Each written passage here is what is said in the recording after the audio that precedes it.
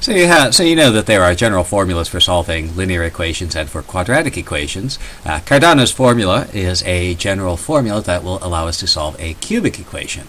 So the simplest version of it begins as follows. If I have a cubic equation of the form x cubed plus px equals q, this is a depressed cubic, there's no quadratic term, then my solution is going to be x equal to u minus v, where u and v are two new variables that satisfy the following relationship. U cubed minus v cubed is q, that's our constant term, and 3uv is p, that's our coefficient of x. And this one's actually fairly straightforward to prove. We could do this by a direct substitution.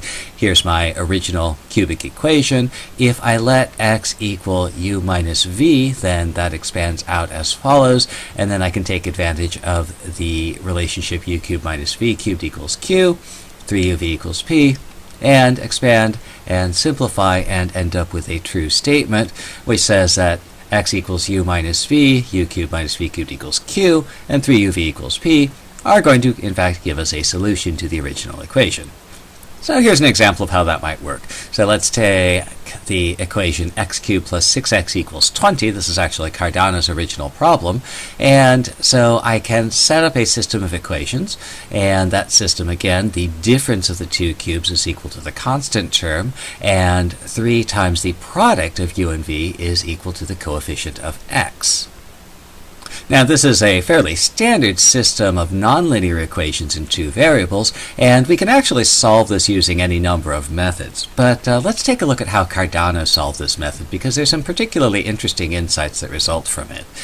So the first thing I'll do is I'll solve for uv by dividing both sides by 3, and then I'll cube both sides there. So I get u cubed v cubed equals 8. And the reason this form is interesting is if I think about u cubed and v cubed as being variables m and n, then what I have here is I have the difference of two things and the product of two things.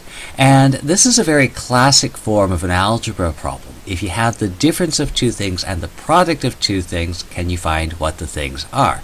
And so we can do that as follows. The reason that we found this is that we can solve for the sum of the two things. And so we'll do that by taking our u cubed minus v cubed, our difference, and squaring it. That'll give us u to the 6 minus 2 u cubed v cubed plus v to the 6 equals 400. And if I add 4u cubed v cubed, so let's find out what that is. That's 32. If I add 4u cubed v cubed, then the left-hand side simplifies as a new expression, which you should recognize as the square of the sum of u cubed and v cubed. And that tells me that u cubed plus v cubed itself is going to be the square root of 432, or simplifying it, 2 root 108. And so what I have now, I have the difference of two things, I have the sum of two things, and that means I can find the two things individually very easily. So I'll go ahead and write down that second equation there. Now if I add these two equations, the v cubed terms drop out, and I'm just left with the u cubed. So that gives me 2u cubed 20 plus 2 root 108, and solving for u cubed, and then solving for u is just going to be the cube root 10 plus square root 108. So I have that first term.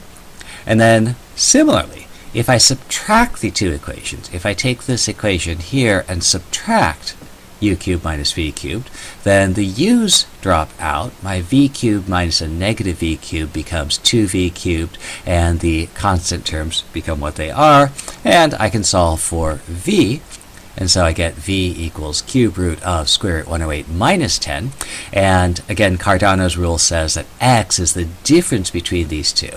So my solution, x equals cube root 10 plus root 108 minus cube root 108 minus 10.